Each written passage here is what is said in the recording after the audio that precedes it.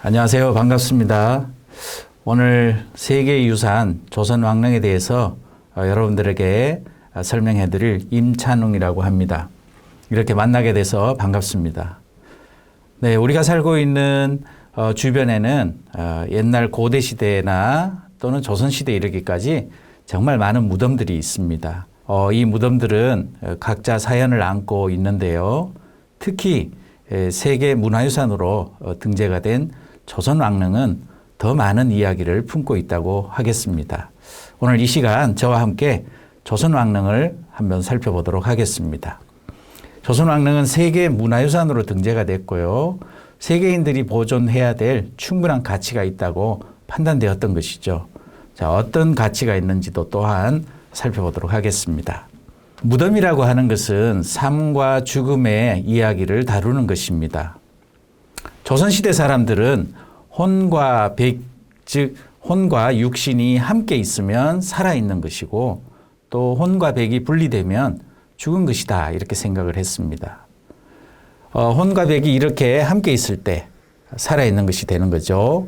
또 둘로 이렇게 분리가 되면 죽은 것입니다. 혼은 혼의 고향인 저승으로 돌아가고 백은 백의 고향인 땅으로 돌아간다라고 했습니다. 그래서 죽었다 이렇게 말을 하지 않고 돌아가셨다 이렇게 이야기하는 것이죠.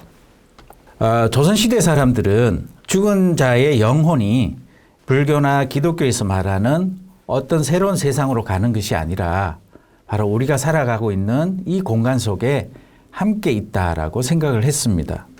그렇기 때문에 죽은 자의 영혼을 그냥 두게 되면 세상을 떠돌다가 악귀가 되어서 오히려 그 후손에게 해를 끼친다라고 생각을 했죠. 그래서 그 영혼이 편안하게 안식할 수 있도록 집을 지어 주었는데요. 그 집이 사당이라고 할 수 있겠습니다.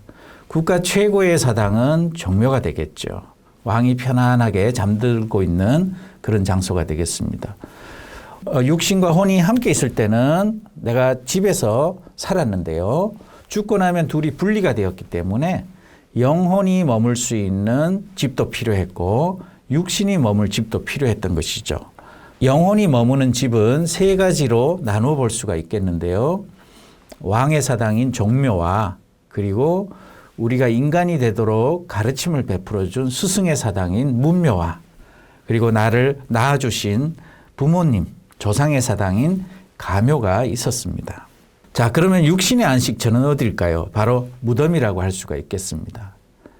왕의 무덤을 왕릉이라고 부르죠. 또 일반인의 무덤을 묘라고 합니다.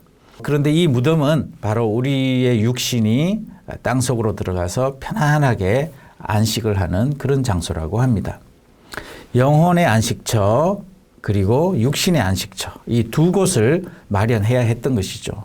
우리가 살아있을 때도 좋은 집을 찾아서 이사를 다니곤 합니다. 또 집을 짓더라도 그 터전을 좋은 곳을 잡게 되죠. 해가 잘 드는 곳, 또 주변이 환하게 트인 곳, 또는 주변에 아름다운 숲이 있는 곳, 이런 곳을 찾아서 우리가 집을 짓게 됩니다.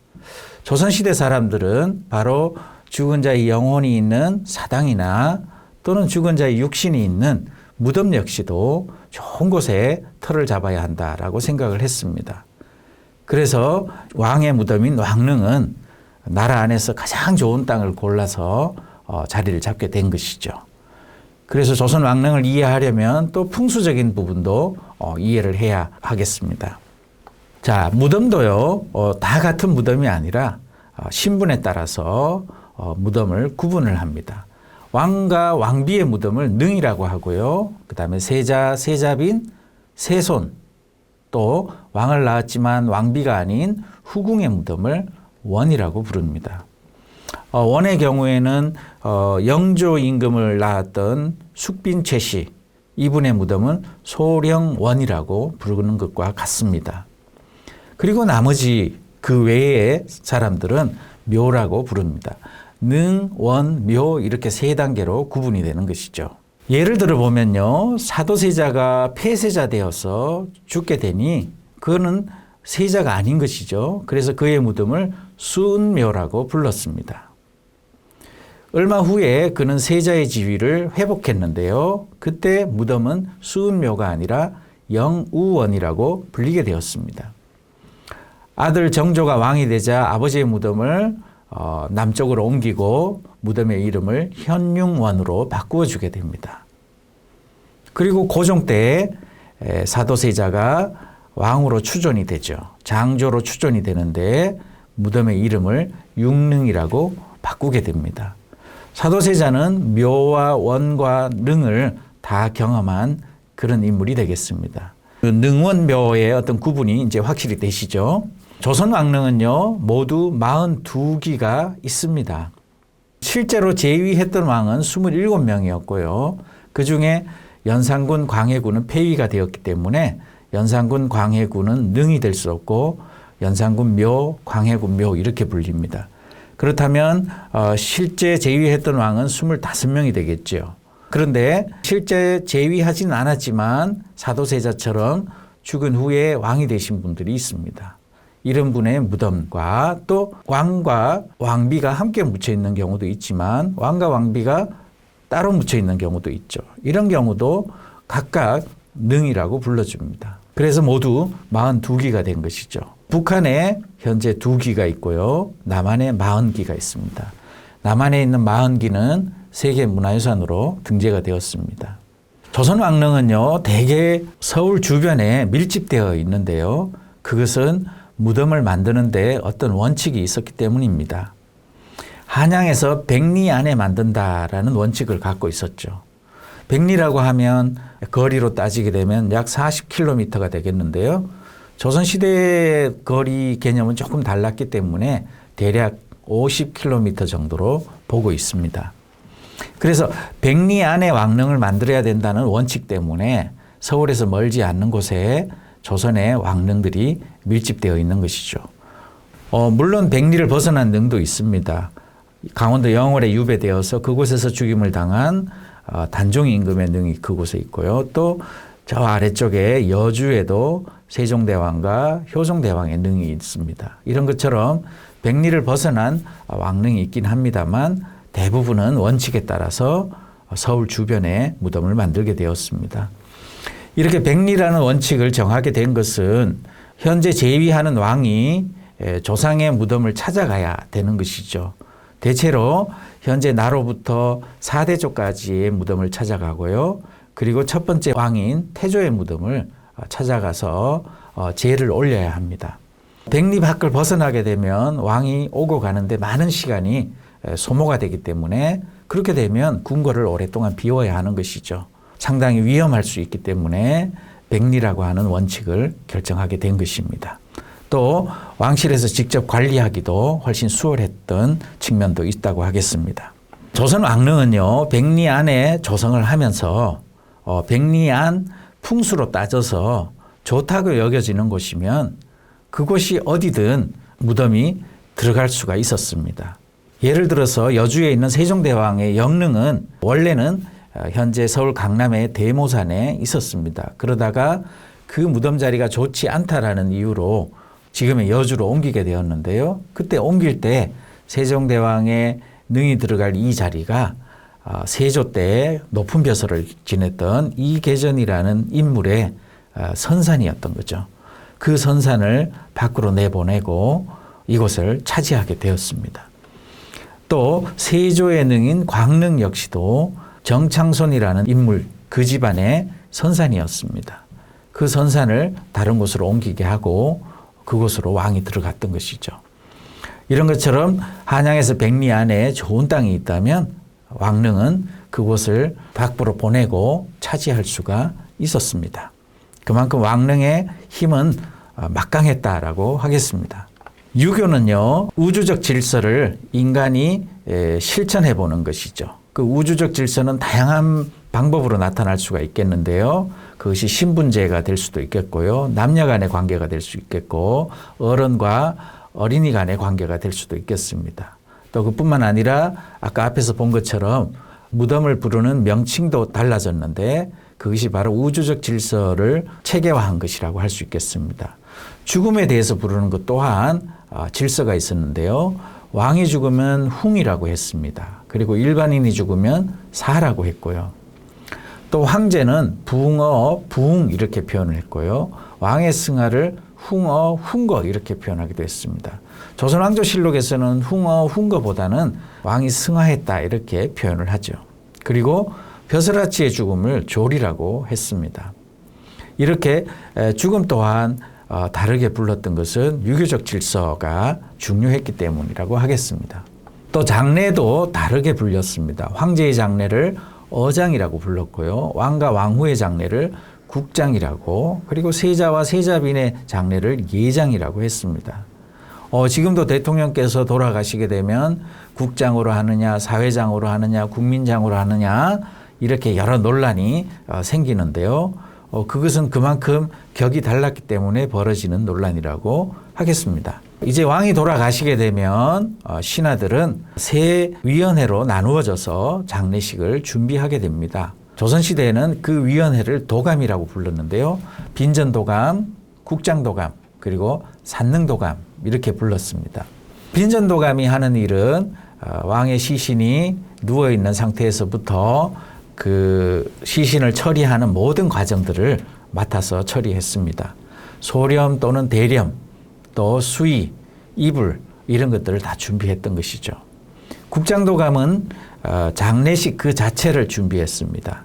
왕의 시신이 들어가는 관, 그리고 무덤으로 옮겨가는 상여, 그리고 상여 행렬, 이 모든 것들을 준비하는 것이 국장도감이 되겠습니다. 산능도감은 왕릉을 만드는 데 책임을 지는 도감이 되겠습니다.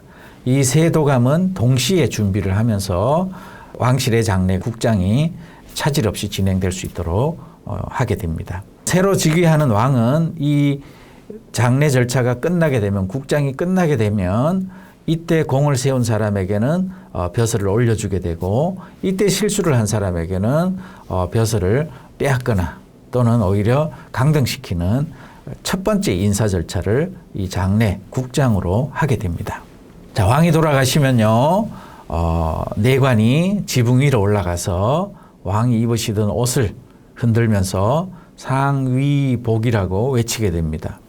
이 상위복이라는 뜻은 주상전하 또는 주상전하의 혼이 북쪽으로 가고 있는데, 이 북쪽으로 가고 있는 주상전하의 영혼을 다시 불러들이는 것입니다.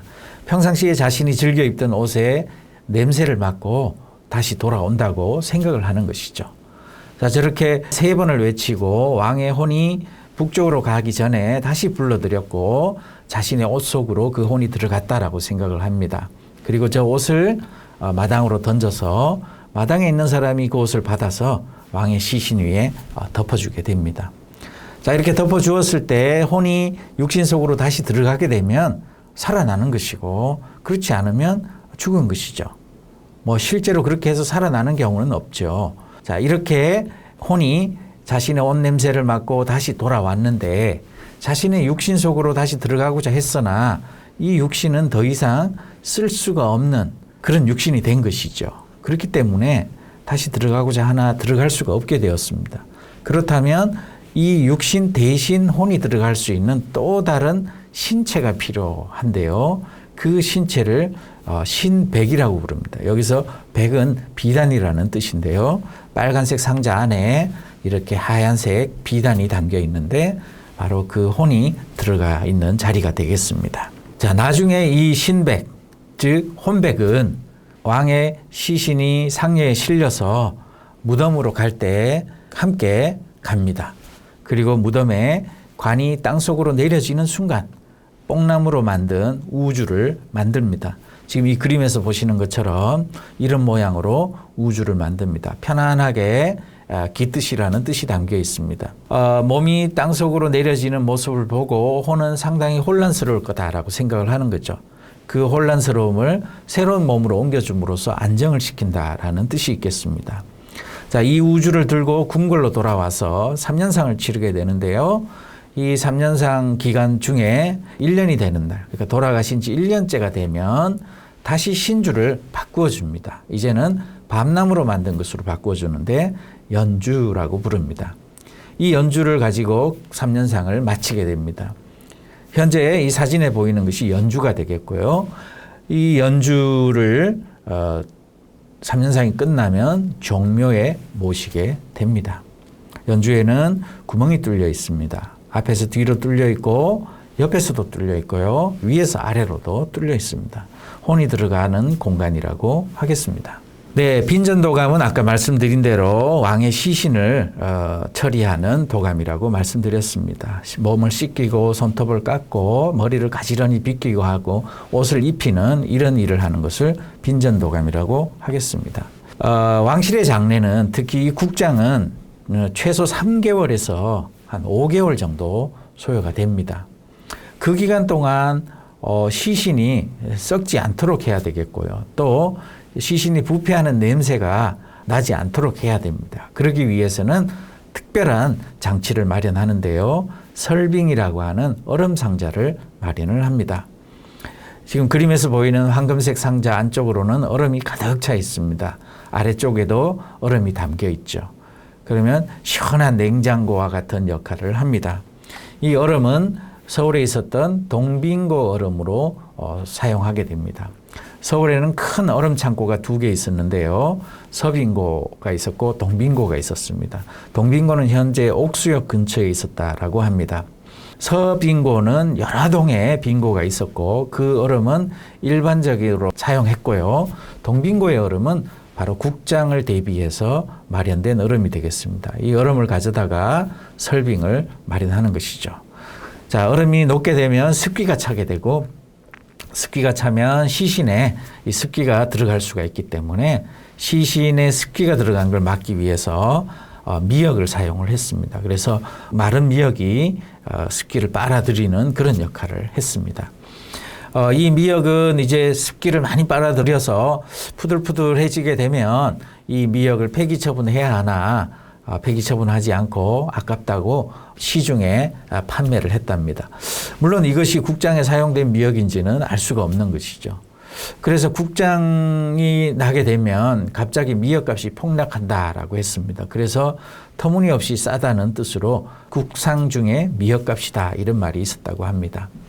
자, 이 그림은 국장도감에서 하는 발인 행렬을 그림으로 그려놓은 것이죠. 이것은 발인 나가기 전에 미리 예행 연습을 위해서 그려놓은 반차도라는 그림이 되겠습니다. 대개 국상 행렬은요, 이런 모습으로 진행이 되게 됩니다. 자, 무덤은요, 2가지로 만들어졌습니다. 조선 초에는 석실을 마련했습니다. 그러니까 무덤 속을 돌로 마련했다는 것이죠. 이 그림에서 보는 것처럼 아주 크고 넓적한 돌을 깎아서 이렇게 무덤 방을 만들었습니다. 무덤의 바닥은 맨 흙바닥이었고요. 그리고 벽과 천정은 돌로 되어 있었습니다. 이 돌의 크기가 어마어마했습니다. 만약에 2분이 이렇게 방을 2개를 마련하고 들어갈 경우에 가로가 11m, 세로가 8m 정도 되는 크기였습니다. 그리고 벽의 두께는 1m 가까이 되었고요. 이 엄청난 돌을 깎고 옮기고 하는 과정에 많은 일꾼들이 다치거나 죽는 불상사가 발생했다라고 합니다. 그래서 왕의 무덤을 마련하는 것이 결코 쉬운 일은 아니었던 것이죠. 그리고 이 돌로 만든 석실 위에는 회를 덮었습니다. 회는 요즘에 시멘트와 같이 아주 굳으면 단단해지는 그런 성질을 갖고 있죠. 그리고 회 위에는 숯을 덮었고요. 그 위에 흙을 덮어서 마무리를 했습니다. 자, 이 무덤 속을 현궁이라고 불렀습니다. 왕이 계신 곳은 어디나 현궁이죠. 자, 이렇게 조선 초에는 석실을 마련하다가 조선 세조 때부터 석실을 마련하지 말고 회로 모든 것을 마무리하는 그런 방법을 썼습니다. 백성들의 노고가 너무 크니 회를 가지고 무덤 방을 만들어라는 것이었죠. 회는 시멘트처럼 가루로 되어 있기 때문에 옮길 때 어려움은 없었던 거죠. 그래서 그 이후에 세조 이후로는 무덤 속을 회로 만들게 됩니다. 이것은 또 유교적인 장례 방법이기도 했습니다. 그래서 유교적 어떤 방법을 씀으로써 또 사회 전체적으로 회로 무덤을 마무리하는 그런 분위기가 번져나가게 된 것이죠. 자, 이 그림은 지금 회로 무덤 속을 만들고 그 무덤 속 앞쪽에 구덩이를 파고 관을 내립니다. 그리고 비어있는 구덩이 안으로 밀어넣는 그런 모습이 되겠습니다. 왕의 관을 제궁이라고 합니다. 무덤 속을 현궁이라고 하고 왕의 관을 제궁이라고 부릅니다. 자, 왕은요, 땅 밑 열자 아래에 묻습니다. 그 아래에 왕의 기가 있다라고 믿었습니다. 한자가 30cm 정도 되니까요, 열자면 3m가 된다고 하겠습니다. 왜 3m 아래에 왕을 묻었을까요? 그곳에 왕기가 있다는 것을 또 어떻게 설정을 했을까요? 자, 한번 볼까요? 자, 이것이 원래 땅이었습니다. 원래 땅. 그리고 열자를 팠더니 바로 왕을 묻을 땅이 나오는 것이죠. 임금 왕자와 같은 모습이 되죠. 왜 3m냐? 바로 열자를 판 그 아래에 왕기가 있다라고 생각했기 때문입니다. 이것은 풍수가들이 주장하는 바가 되겠죠. 자, 일반인의 기는 딱 반절, 그러니까 3m에 딱 반 되는 5자 아래에 있다라고 생각했습니다. 옛사람들의 평균 키가 150이었죠. 그래서 무덤에 구덩이를 팔 때 파는 사람의 상투가 보일 만큼 파야 된다라고 했습니다. 일반인이 만약에 3m 깊이를 파서 묻었다면 그것은 왕이 되려고 한 것이고 곧 역적이 되는 것입니다. 그래서 3m 아래에 왕기가 있다는 사실은 알지만 그것을 실천하기는 어려웠던 것이죠. 이 그림은 경기도 구리시에 있는 동구릉을 보여주는 그림입니다. 동구릉이니까 동쪽에 있는 9개의 무덤 이런 뜻이 되겠습니다. 그런데 여기에 무덤을 헤아려 보면 실제로 9개가 아니라 훨씬 많습니다. 그러면 이 9개라고 하는 것은 어떻게 헤아려야 되는가라는 것입니다. 여러분들이 혹시 이렇게 동구릉이나 서오릉이나 이런 곳을 가시게 되면 실제로 무덤이 더 많은데 왜 서오릉이라고 부르죠? 이렇게 이야기할 수도 있겠습니다. 그러면 이 왕릉을 헤아리는 방법은 바로 이 무덤 앞에 있는 정자각의 개수를 헤아리는 것입니다. 볼까요? 가장 먼저 들어왔던 근원릉, 그리고 두 번째 들어왔던 문종의 능인 현릉. 근원릉은 태조의 능이고요. 현릉은 문종의 능이 되겠습니다. 그 다음에 목릉, 그리고 휘릉, 그리고 숭릉, 원릉, 해릉, 경릉, 그리고 마지막에 들어온 수릉. 이렇게 정자각을 헤아렸더니 바로 9개의 무덤이 되었습니다. 봉분이 여러 개 있는 것은 바로 하나의 무덤으로 보는 것입니다. 특히 제일 오른쪽에 있는 목릉 같은 경우는 봉분이 3개가 있지만 이것은 하나의 무덤으로 보는 것입니다. 그래서 동쪽에 있는 9개의 무덤이 되었습니다. 자, 무덤의 형식은 몇 가지로 나누어 볼 수가 있겠는데요. 혼자 묻혀 있는 무덤은 단능입니다. 여기는 태조의 능입니다. 그래서 태조 혼자 땅속에 묻혀 있는 것이죠. 그리고 밖에서 봤을 때 봉분은 하나인데요. 안에 2분이 묻혀 있는 경우, 바로 합장릉이라고 부릅니다. 합장릉은 앞에 본유석이 2개가 있는 경우도 있습니다. 이렇게 2개가 있으면 2분이 계시는구나라고 밖에서도 알아볼 수가 있습니다. 그러나 하나가 있는 경우도 있으니 무덤 앞에 세워놓은 비석을 보고 우리는 판단을 해야겠죠. 이것은 세종대왕의 영릉이 되겠습니다. 자, 밖에서 봐도 2분이라는 사실을 알 수 있는 무덤이 있습니다. 이런 무덤을 쌍릉이라고 하겠습니다. 이 담장을 곡장이라고 부르는데요. 이 곡장 안에 2개의 무덤이 있는 것이죠. 이 2개의 무덤은 2분이 있음을 우리가 눈으로 바로 확인할 수가 있습니다. 영조 임금님의 원릉이 되겠습니다. 자, 이렇게 3개의 무덤이 나란히 있는 경우가 있습니다. 이런 경우를 삼면릉이라고 하는데요. 이 무덤은 단 하나만 있습니다. 바로 동구릉 안에 가면 헌종 임금의 무덤인 경릉이 바로 그 경우가 되겠습니다.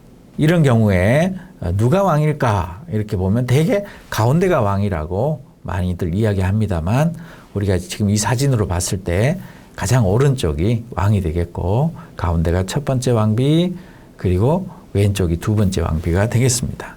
또 이런 무덤도 있습니다. 좌우로 있는 것이 아니라 앞뒤로 있는 이런 무덤이 있습니다. 이 무덤을 동원상하봉이라고 합니다.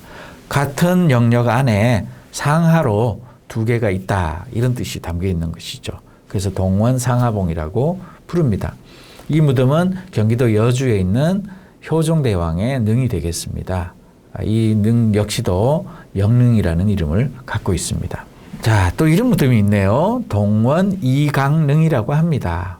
이 사진으로 봤을 때 왼쪽이 바로 왕이 되겠고요. 오른쪽이 왕비가 되겠습니다. 오른쪽 왼쪽의 원칙은 명확합니다. 어떤 원칙이 있냐면요.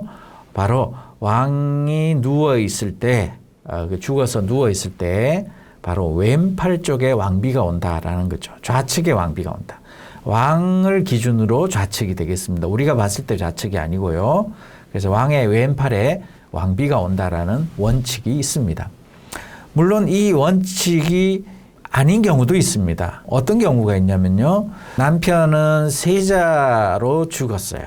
그런데 아들이 왕이 됨으로써 왕을 낳은 어머니, 죽은 세자의 부인은 대비가 되고 그 후에 대왕 대비가 되기도 합니다.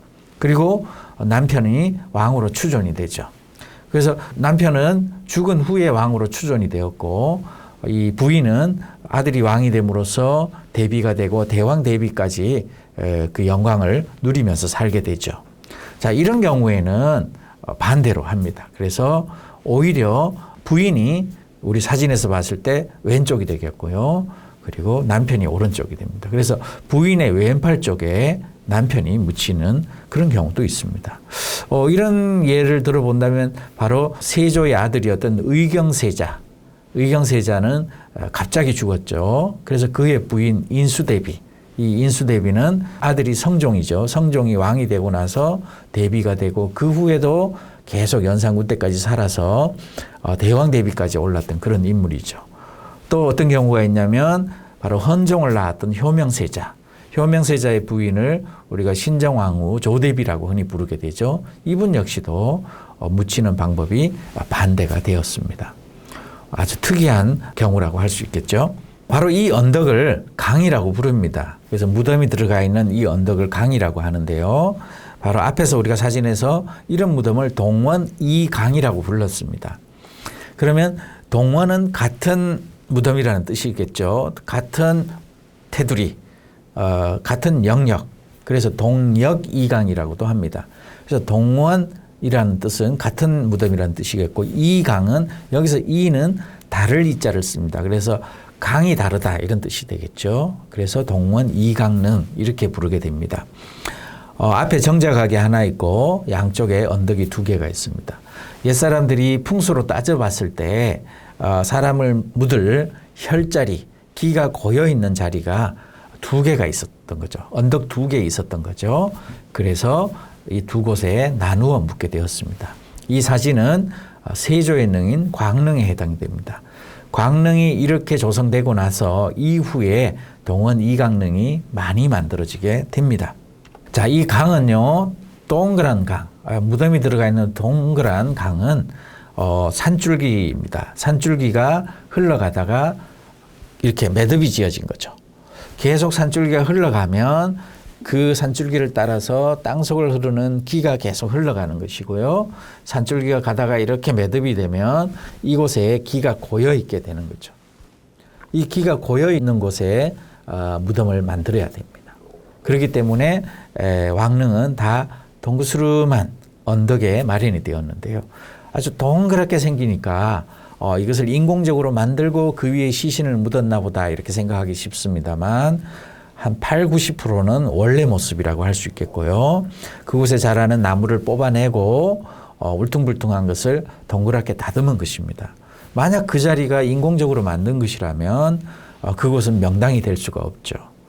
현대를 살아가는 우리들은 명당을 따지지 않습니다만 조선시대 이 명당은 상당히 중요했습니다. 그래서 어느 곳에 묻었냐가 곧 그의 후손들이 복스럽게 복받으면서 사느냐 아니냐 이것이 달려 있었다라고 생각했기 때문에 바로 이 명당을 찾는 것은 목숨만큼 아주 중요한 행위였다라고 하겠습니다.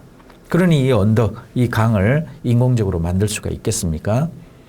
여러분들이 왕릉에 가서 그 강을 본다면 어떻게 이런 자리를 찾아서 무덤을 만들었을까 이렇게 해서 한번 생각해 보셔도 되겠습니다. 자, 여기는 목릉이 되겠습니다. 목릉, 바로 선조 임금님의 능이죠. 임진왜란 때 왕인 선조의 능이 되겠습니다. 이 목릉은 능이 3개가 있네요. 봉분이 3개가 있네요. 바로 강이 3개가 있습니다. 이 무덤 역시도 동원 3강이 아니고요. 동원 2강이 되겠습니다. 아까 말씀드린 대로 바로 강이 다르다라는 뜻을 갖고 있는 것이죠. 자, 여기에서 보면 제일 아래쪽 무덤이 바로 선조의 능이 되겠고요. 선조의 왼팔에 첫 번째 왕비, 더 왼팔에 바로 두 번째 왕비가 들어오게 되었습니다. 이런 경우도 동원 2강이라고 한다는 것입니다. 조선시대의 조선 왕릉의 표본은요, 바로 공민왕릉입니다. 태조가 살아있을 때 자기 부인 둘이 먼저 죽었죠. 첫 번째 부인은 죽어서 개성의 무덤이 마련되었고요. 그리고 두 번째 부인은 죽었을 때 태조가 한양으로 도읍을 옮기고 왕위에 있을 때 두 번째 부인이 죽었죠. 이 두 번째 부인의 무덤을 원래 도성 밖에 백리 안에 만들어야 하는데 도성 안, 그러니까 지금의 덕수궁 뒤쪽에다가 무덤을 마련을 했습니다. 그리고 자신이 죽으면 이렇게 공민왕릉과 노국대장공주처럼 이렇게 나란히 묻히고 싶어 했습니다. 물론 그의 뜻대로 되지는 않았지만 바로 이 조선의 왕릉은 고려의 왕인 공민왕릉을 표본으로 해서 무덤이 만들어지게 되었습니다. 그래서 조선 초기의 무덤들은 대체로 공민왕릉의 모습을 많이 갖고 있습니다. 공민왕이 제위했을 때는 고려시대였고 고려는 국가적으로 불교를 숭상하던 때였기 때문에 무덤 자체에 불교적인 문양들도 많이 들어갔습니다. 그리고 문인석도 양쪽에 2개씩 해서 4개가 세워졌고 무인석도 양쪽에 2개씩 해서 4개가 세워졌는데요. 현재 서울 강남에 있는 대모산의 헌릉 같은 경우도 2개씩 세워진 걸 볼 수가 있습니다. 초창기의 무덤은 이렇게 공민왕릉의 모습을 충실하게 모방을 해서 만들어졌다는 것을 알 수가 있죠. 자, 이제 조선시대의 무덤들은 이렇게 공민왕릉에 들어가 있었던 모습들을 하나씩 조금씩 바꾸면서 조선왕릉만의 색깔로 자리 잡게 됩니다. 자, 무덤의 구조를 한번 볼까요? 무덤의 구조를 그림으로 보겠습니다. 제일 아래쪽에 홍살문이 서 있습니다. 홍살문 옆에는 판이 또는 배위라고 하는 것이 있고요. 그리고 돌이 깔려 있는 길이 쭉 이어집니다. 정자각까지 이어집니다. 그 중간에 좌우로 수복방 그리고 수락관이 있습니다. 돌 깔린 길은 참도라고 부르는데 참배하러 가는 길이란 뜻이죠. 자, 정자각은 이곳에서 후손이 조상에게 절을 올리고 음식을 차려서 대접하는 그런 장소가 되겠습니다.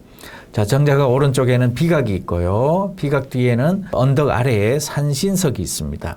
이 산신석은 무덤을 만들고 이 무덤의 원래 주인, 그러니까 이 무덤이 들어간 이 산의 원래 주인, 산신이 되겠죠. 이 산신에게 약간의 음식을 차리는 그런 장소가 되겠습니다. 산신석이 없는 무덤도 상당히 많습니다. 자, 그리고 왼쪽에 소전대 뒤쪽에 예감, 역시 언덕 아래에 있는 예감이 되겠습니다. 자, 언덕 위에는 3단으로 구성이 되어 있고 제일 아랫단에 무인석, 두 번째 단에 문인석, 그리고 제일 윗단에는 왕이 잠들어 있습니다. 자, 그 위에 부분은 우리가 그림을 보면서 자세히 설명하도록 하겠습니다. 자, 왕릉으로 들어갈 때 우리가 첫 번째 만나는 곳은 왕릉을 관리하고 제례를 준비하던 제실이 되겠습니다. 무덤이 9개 있다고 해서 제실이 9개 있지는 않습니다. 왜냐하면 이 9개의 무덤의 제삿날이 다 다르기 때문이죠. 그렇기 때문에 이 제실은 하나만 마련해도 그 모든 과정들을 충분히 준비할 수가 있는 것이죠. 제례 때는 이곳에서 왕이 옷을 갈아입고 제례 준비를 합니다. 그리고 함께 따라온 제관들 역시도 이곳에서 함께 준비를 합니다. 음식도 이곳에서 준비를 하죠. 그러나 평시에는 이곳에서는 바로 왕릉을 관리하는 일을 하는 사람들이 이곳에 머물게 됩니다. 자, 이 제실은 민간에게도 전해져서 민간인들 역시도 선산에 제실을 마련을 하게 되었습니다. 자, 제실을 정면에서 바라보게 되면 이렇게 대문이 2개가 있습니다. 오른쪽에 보이는 이 대문은 바로 이곳에 참배하러 온 왕과 신하들이 들어가는 대문이 되겠고요. 두 번째 보이는 이 대문은 제례 때 사용되는 아주 중요한 물건, 바로 충문과 향이 들어가는 문이 되겠습니다. 이 충문과 향은 아주 중요한 제례 물품입니다. 그래서 미리 이것을 만들어서 보내게 되고, 이것은 이 문으로 들어가서 이 문 안에 있는 건물에 별도로 보관이 되게 됩니다. 그래서 향과 충문은 제사에서 아주 중요한 물건이기 때문에 이렇게 별도의 공간을 마련했던 것이죠. 자, 그리고 안으로 더 이제 들어오니 바로 홍살문이 보입니다. 자, 이 홍살문은 붉은색으로 되어 있기 때문에 나쁜 사악한 기운들을 막는 역할을 하게 되고, 홍살문 위에 화살 같은 게 꽂혀 있죠. 여기서 살을 따고 붉을 홍자를 따서 홍살문이라고 부릅니다.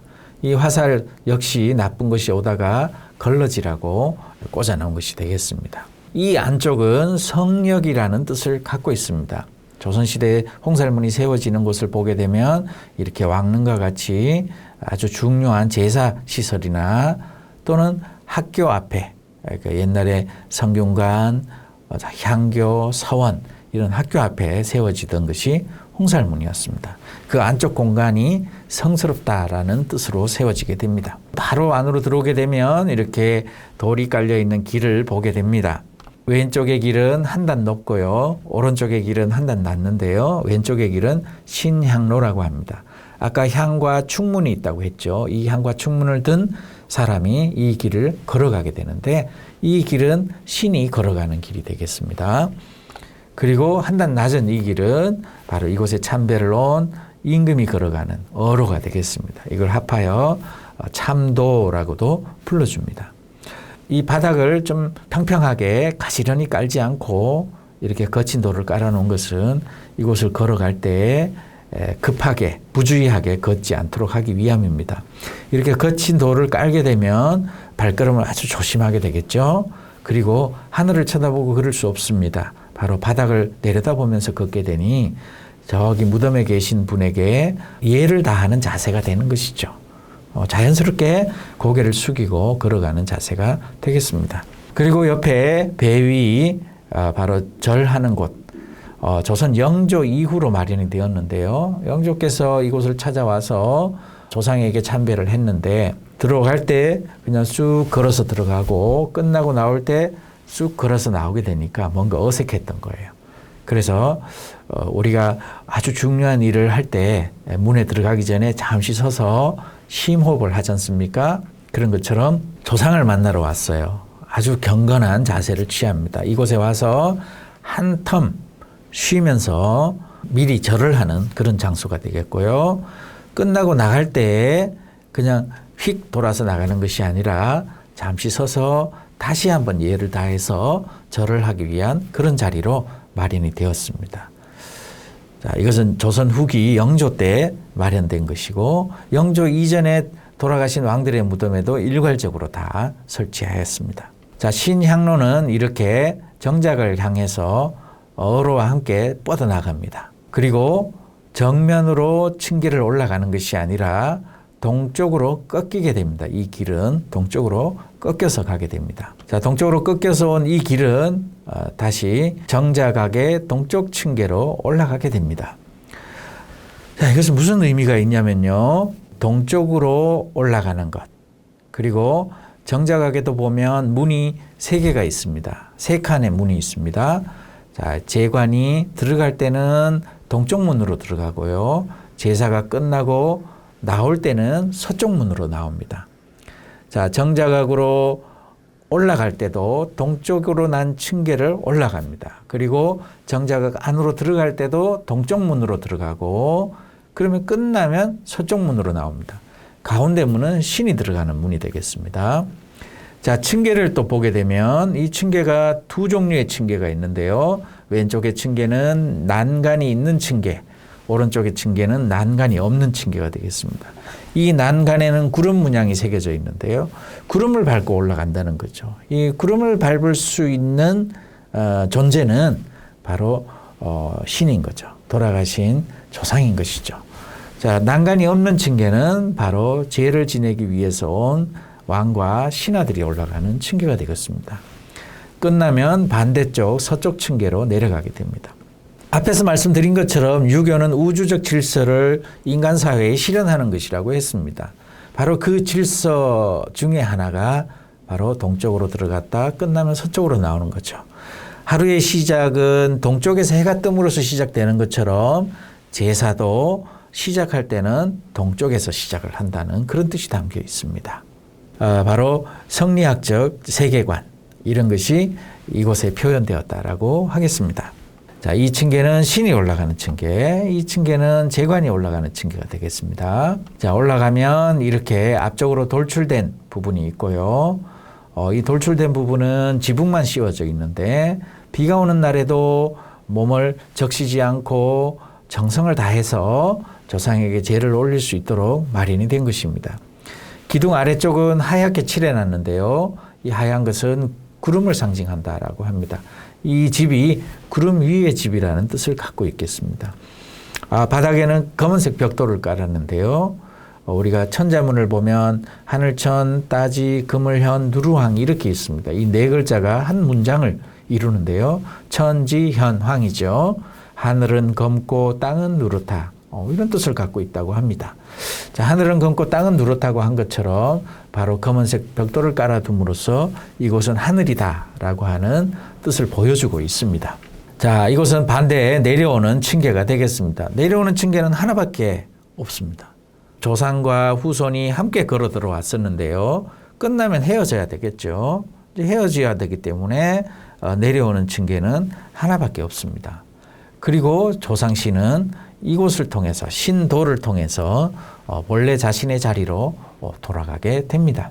자, 언덕 밑에 예감이 있습니다. 이 예감은 제사 때 사용이 된 아까 충문이 있었죠. 이 충문을 태워서 묻어버리는 공간이 되겠습니다. 이렇게 태움으로써 이제 제례가 완전히 끝났음을 보여주게 됩니다.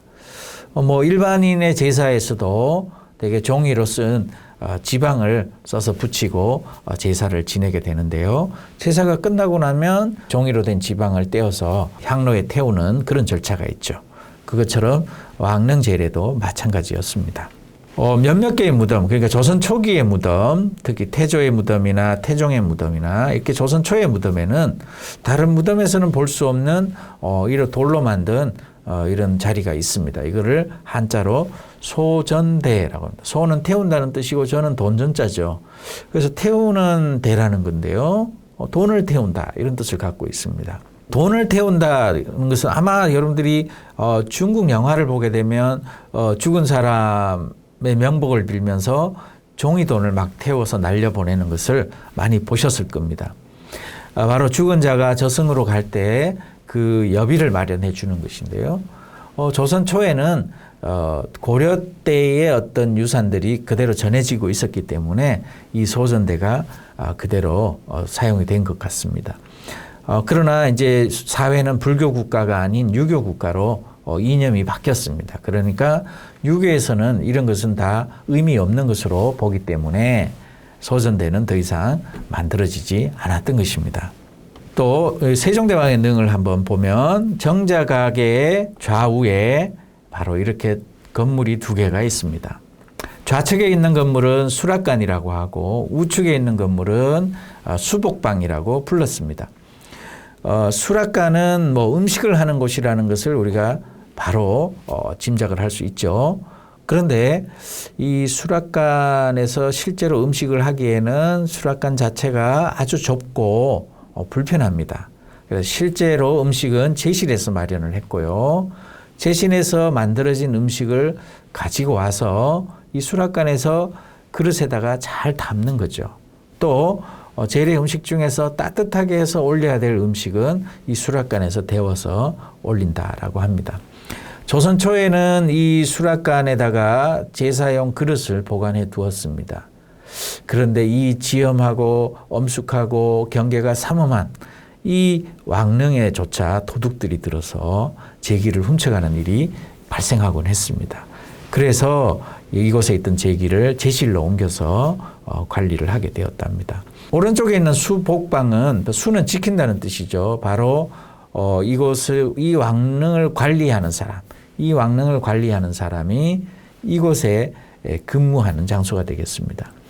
이곳은 방 한 칸, 마루 한 칸, 또 불을 뗄 수 있는 아궁이 한 칸 이렇게 마련이 되어 있습니다. 자, 여기 보시면 마루 한 칸, 방 한 칸, 그리고 부엌이라면 부엌일 수 있는 부엌 한 칸 이렇게 되어 있습니다. 부엌은 음식을 할 수 있는 그런 장소는 아닙니다. 그냥 방에 불을 뗄 수 있는 작은 아궁이가 마련되어 있죠. 수복방에 거하는 사람은 이 무덤을 관리하는 겁니다.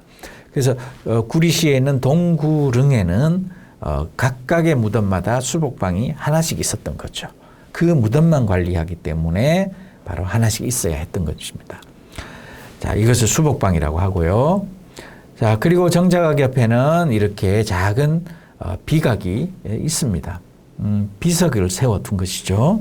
조선 초에는 이렇게 신도비를 건립을 했습니다. 신도비를 건립했어요. 이 신도비는 거북 받침에 그리고 아주 큰 비석을 세우고 작은 글씨로 이 왕의 행적을 기록을 해 두었습니다.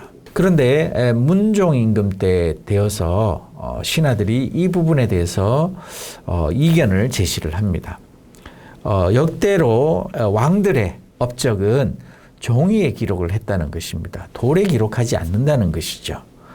그래서 문종도 성리학적 사고방식, 유교적 사고방식을 조선 사회에 정착을 시켜야 되기 때문에 바로 그런 어떤 유교적 이념에 따라서 왕들의 업적은 종이에 기록하도록 하고 비를 세우지 않는 것으로 결론을 내렸습니다. 그래서 세종대왕릉까지만 이 신도비가 세워지게 됩니다. 그리고 그 후에는 비석을 세우지 않았습니다. 그런데 조선 왕릉에 가서 보면 이런 작은 비석들이 다 서 있죠.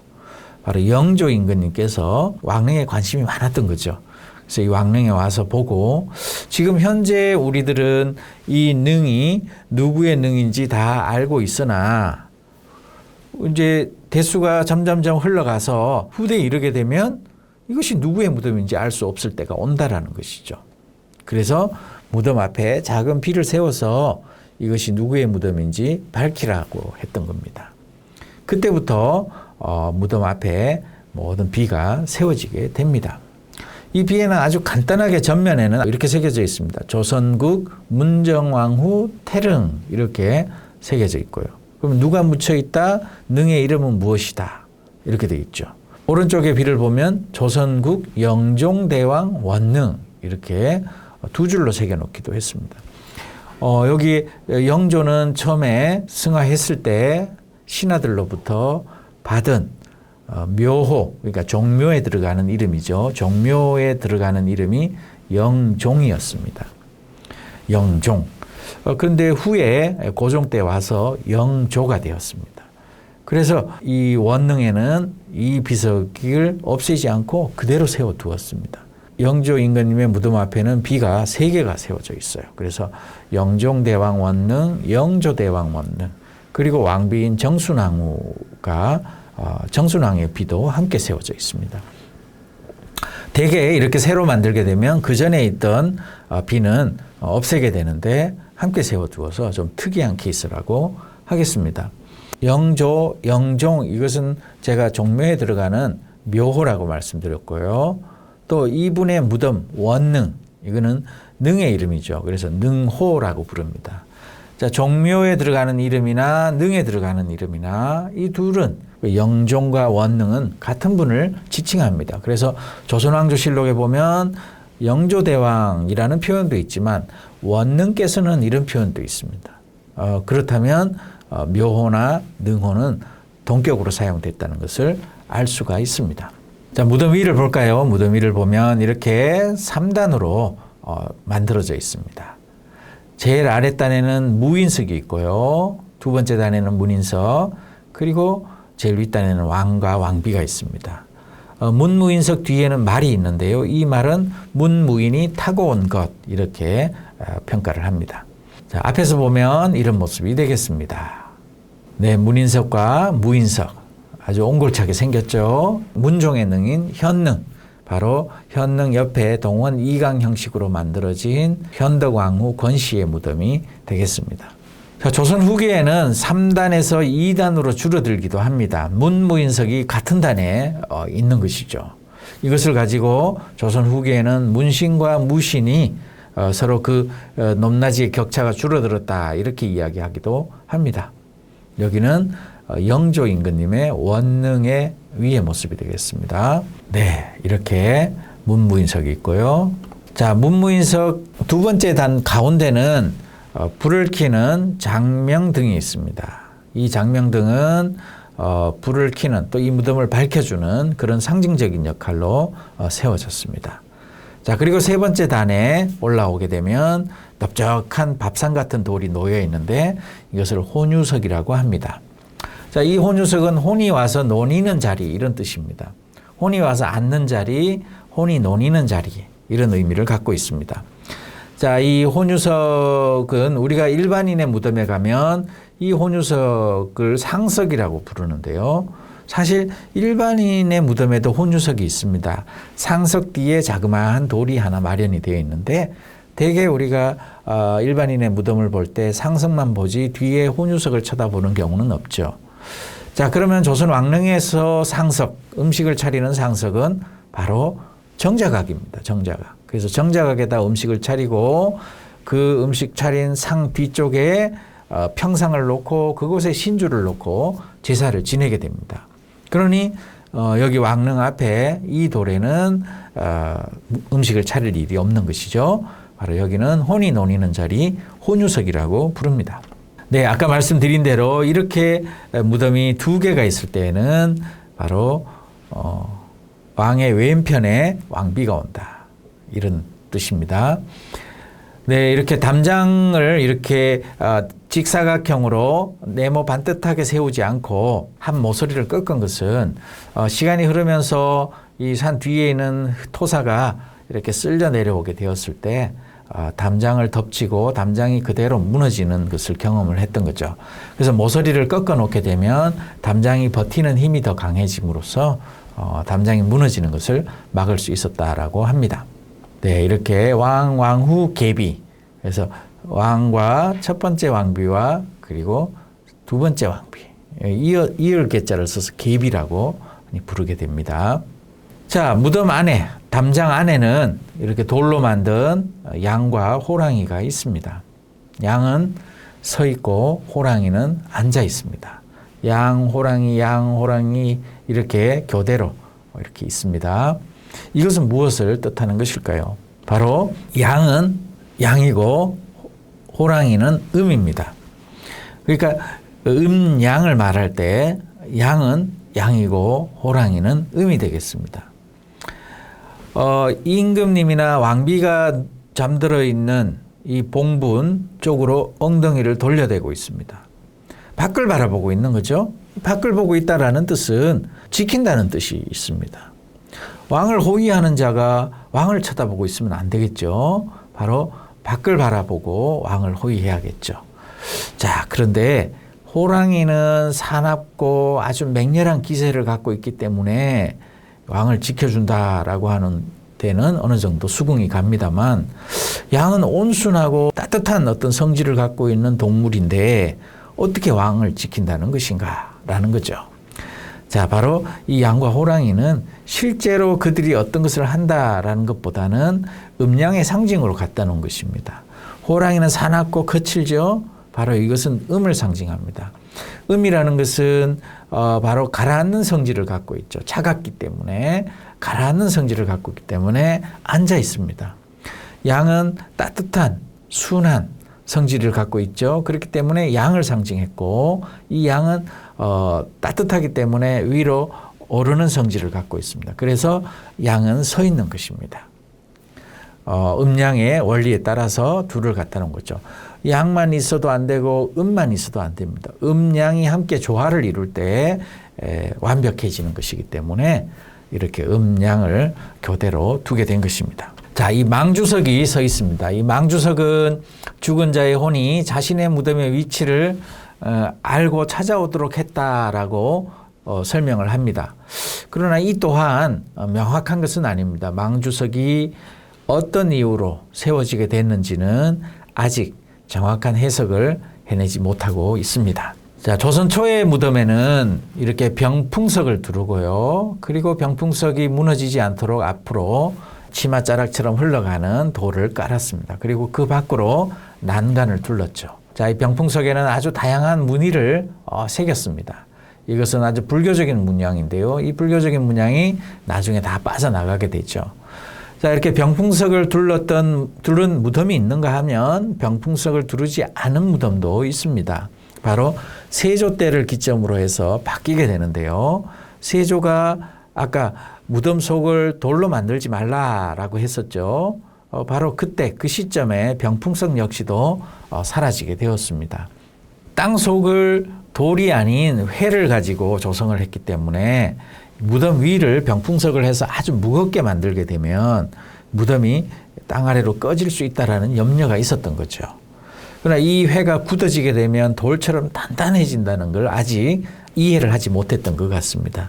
그 후에 회로 쓴 무덤이 아주 단단해진다는 것을 알게 되었고, 그래서 세조 이후의 무덤 중에서도 병풍석이 나타나는 무덤도 제법 있습니다. 자, 이 아래 병풍석이 무너지지 않도록 치맛자락이 흘러가듯이 이렇게 만든 것은 어찌 보면 기와지붕의 모습이라고도 하겠습니다.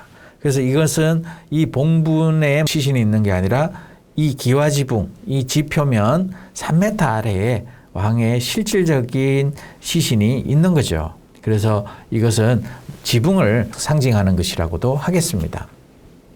자, 그리고 난간을 둘려놨는데요. 난간은 각이 지게 되어 있습니다. 병풍석 역시도 각이 지도록 되어 있죠.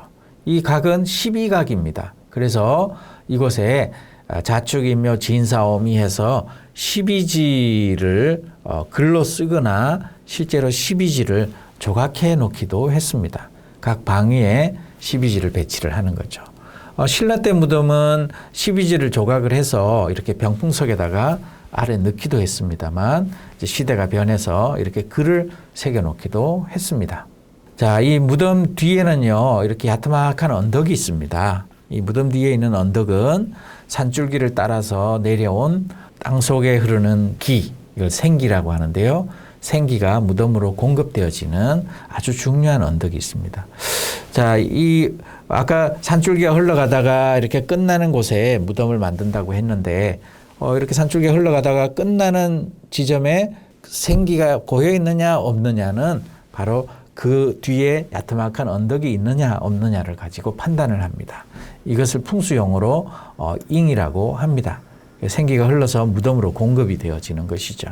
이 생기를 죽은 자가 잘 받아서 후손에게 복을 준다라는 것이 풍수의 논리였습니다. 조선 왕릉의 구조에 대해서 짧게 이렇게 살펴봤는데요. 조선 왕릉이 세계문화유산으로 등록이 되었습니다. 전 세계인이 인정하는 세계문화유산이 되었죠. 유네스코에서 조선 왕릉을 세계문화유산으로 인정할 것이냐 인정하지 않을 것이냐라는 회의가 열렸을 때 5분밖에 걸리지 않았을 정도로 조선 왕릉은 탁월한 가치를 지니고 있다라고 평가를 받았습니다. 자, 그러면 조선 왕릉은 어떤 가치가 있었길래 유네스코 위원회에서 이렇게 만장일치로 아주 짧은 시간 내에 결정할 수 있었을까요? 그 첫 번째 이유 중에 하나가 바로 지금도 제사가 이어지고 있다는 것이죠. 문화유산이라는 것이 옛날에 사용되고 거기서 끝나는 것이 아니라 지금도 그 역사가 이어지고 있고 지속되고 있고 앞으로도 이어질 것이라고 하는 그것을 상징적으로 보여준 것이죠. 조선 왕릉의 제사는 지금도 계속 되어지고 있습니다. 자, 40기나 되는 이 제사를 누가 지내느냐라는 것입니다. 요즘에는 지자체에서 주도해서 제사를 지내기도 하지만요.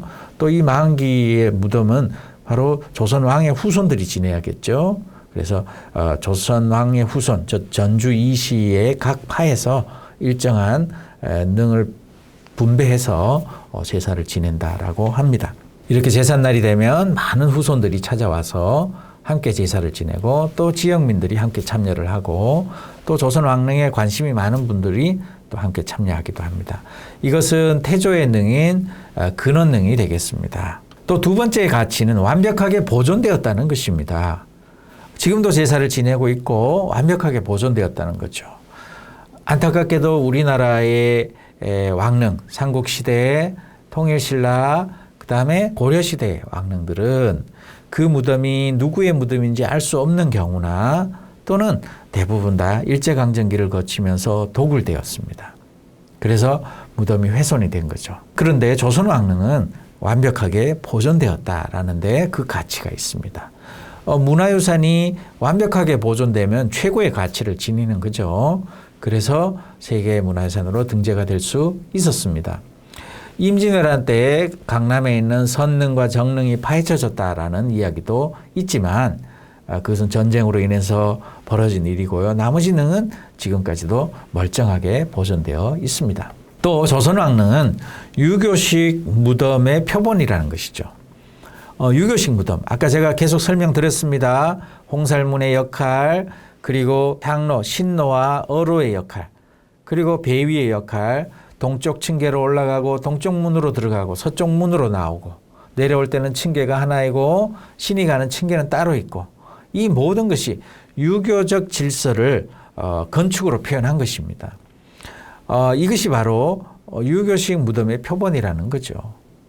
그래서 유교적 이념을 담아놨기 때문에 그냥 겉모습만 있는 것이 아니라 조선시대 유교적 이념 그 자체를 건축으로 또는 장례 방법으로 표현했기 때문에 세계문화유산적 가치가 있다고 결정한 것입니다.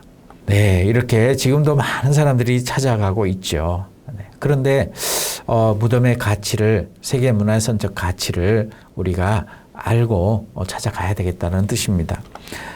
또 하나 조선 왕릉은 녹색 환경에 최적화된 문화유산이라는 것입니다. 왕릉 주변에는 숲이 울창합니다. 이 울창한 숲은 그냥 우연히 만들어진 것은 아닙니다. 능과 가장 가까운 곳에는 소나무를 심었습니다.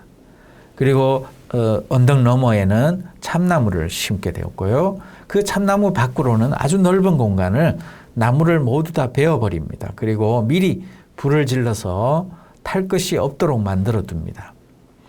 혹시 밖에서 불이 나서 왕릉 안으로 번져 오더라도 이 미리 태워놓은 장소, 이걸 화소지역이라고 하는데요.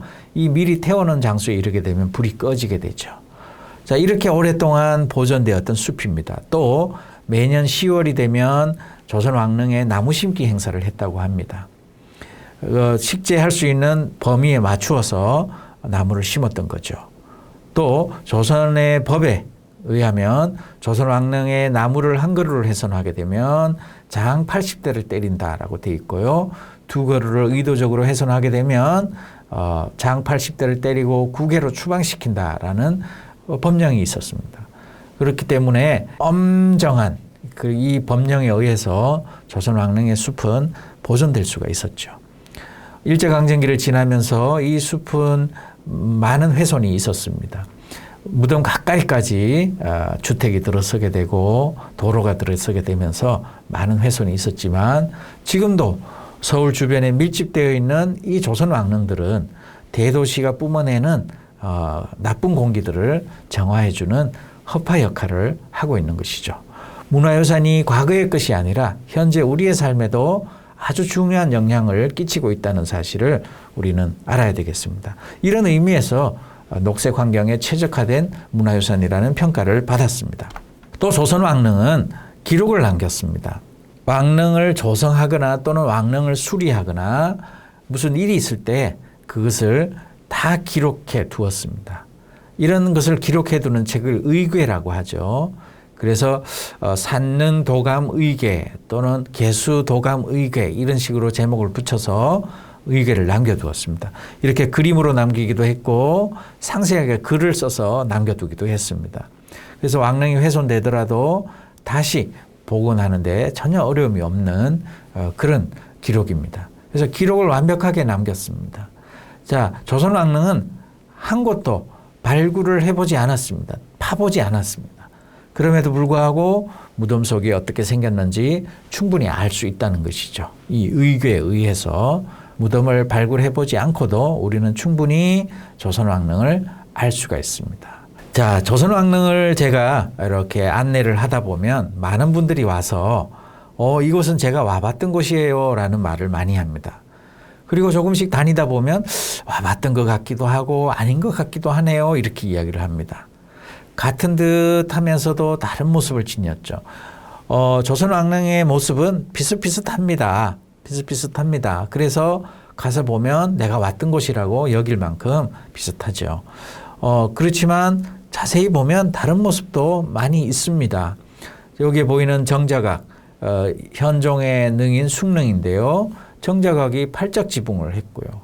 또 정자각 제일 끝에 부분에 기둥만 서 있는 공간도 따로 마련이 되었습니다. 이렇게 다른 왕릉에서는 볼 수 없었던 모습이 또 보이는 것이죠.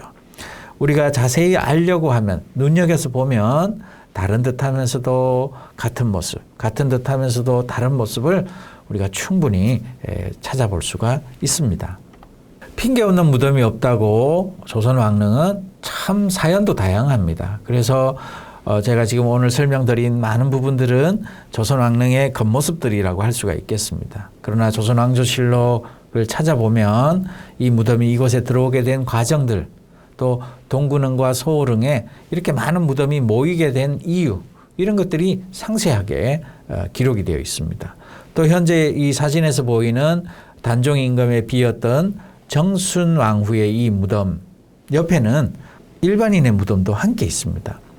왕릉이 들어서게 되면 주변에는 어느 누구의 무덤도 있어서는 안 됩니다. 같은 급의 왕릉 외에는 원이나 묘가 있으면 안 됩니다. 그럼에도 불구하고 이곳 정순왕후의 사릉에는 다른 무덤들이 있습니다.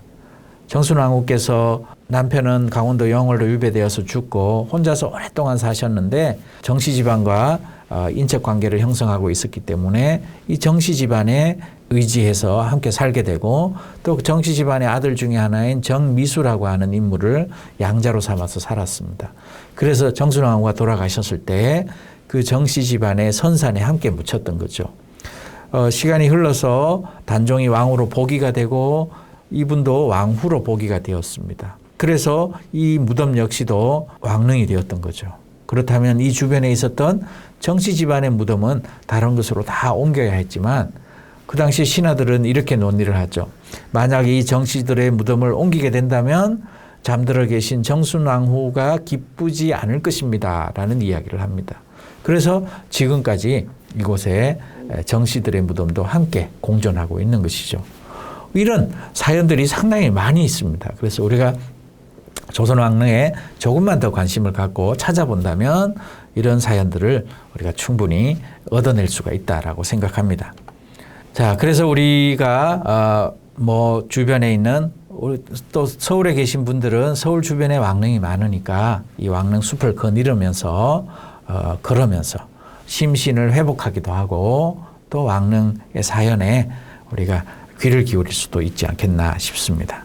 그렇기 때문에 우리가 그 왕릉이 아닌 것이죠. 우리가 모를 때는 그 왕릉이 그 왕릉입니다. 실제로 제가 이곳에 해설을 하면서 또 왕릉을 다녀보면서 많은 분들이 왕릉 입구에 가서 에이 그게 다 그거야 라고 하면서 들어가지 않는 분들을 많이 봤습니다.